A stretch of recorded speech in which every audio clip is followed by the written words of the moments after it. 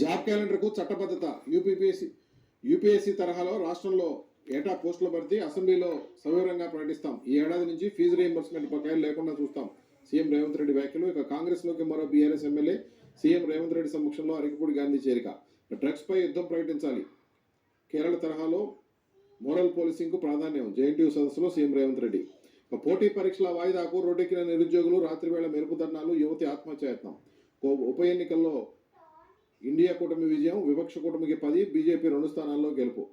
గంటకో మోసం, పూటకో వేషం. కొత్త పద్ధతులతో మోసగిస్తున్న సైబర్ నేరగాళ్లు. బెదిరించి పొడవపెట్టి డబ్బులు కొట్టేస్తున్న వైనం. అవగాహన, అప్రమత్తతోనే నివారణ. 3 శాఖలకే 90,000 కోట్లు. వ్యవసాయం, నీటిపారుదల, విద్యుత్ శాఖలకు అగ్ర ప్రాధాన్యం. 25 లేదా 27న శాసనసభలో పూర్తి స్థాయి బడ్జెట్. డ్రగ్స్ నివారణకు ప్రహరీ క్లబ్లు.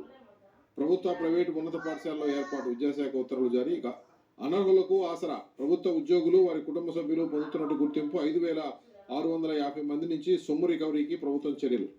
ఇక ఆంధ్రజ్యోతి.